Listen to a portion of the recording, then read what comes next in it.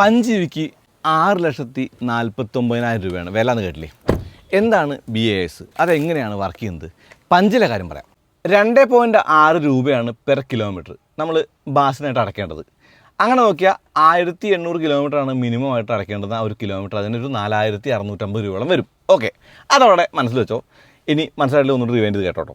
Okay, നമ്മൾ കാറും ബാറ്ററിയും separate വാങ്ങുന്നു എന്നാണ് ബാസിൻ്റെ കാര്യം. അത് വാങ്ങുക ചെയ്യണത് ബാറ്ററിയുടെ EMI ആയിട്ടാണ് നമ്മൾ ആ കാശ് അടയ്ക്കുന്നത്. ഇപ്പോൾ കാറ് നമ്മൾ ലോൺ എടുത്ത് മേടിക്കുന്നു, 6,49,000 രൂപ. ഓക്കെ, അത് 7 ലക്ഷം കൂട്ടുക, എക്സ്ട്രോൺ പ്രൈസേ കിട്ടുള്ളൂ. കാരണം 100% ലോൺ കിട്ടാൻ നമ്മൾ സാധാരണക്കാർ ചിലപ്പോൾ എലിജിബിലിറ്റി ഉണ്ടായിക്കൊള്ളുന്നില്ല. വണ്ടിക്ക് നമുക്ക് എത്ര വർഷം ലോൺ കിട്ടും? 5 വർഷം. ബാറ്ററിക്ക് നമുക്ക് 8 വർഷം വരെ ലോൺ കിട്ടും.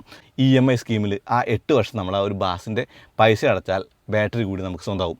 അപ്പോൾ 5 വർഷം കഴിഞ്ഞാൽ വണ്ടി സ്വന്തമാവും, 8 വർഷം കഴിഞ്ഞാൽ ബാറ്ററി. സിമ്പിളാണ് അല്ലേ? ഈ 8 വർഷം കഴിഞ്ഞാൽ ബാറ്ററി എന്ന് പറയാൻ കാരണം 1800 കണക്കിലാണ്. ഇനി വണ്ടി വിൽക്കുകയാണെങ്കിൽ നിങ്ങൾ ചെയ്യേണ്ട കാര്യം എന്ന് പറയുന്നത് ആ ബാറ്ററിയുടെ പൈസ കൂടി ക്ലോസ് ചെയ്തിട്ടേ വിൽക്കാൻ പറ്റുള്ളൂ. കാരണം ബാസ് എന്ന് പറയുന്ന സംഗതി നമുക്ക് അങ്ങോട്ട് ട്രാൻസ്ഫർ ചെയ്യാനൊന്നും പറ്റില്ല. ബാറ്ററിയും കാറും ഒരേ ബാങ്കിൽ നിന്ന് അല്ലെങ്കിൽ ഒരേ ഫിനാൻഷ്യൽ അടുത്ത് നിന്ന് വേണം ലോൺ എടുക്കാനായിട്ട് എന്നുള്ളതാണ്. RC ബുക്കിൽ ഹൈപ്പോത്തിക്കേഷൻ ഒറ്റൊരെണ്ണേ പറ്റുള്ളൂ, ഒരു ബാങ്കിൻ്റെ പറ്റുള്ളൂ.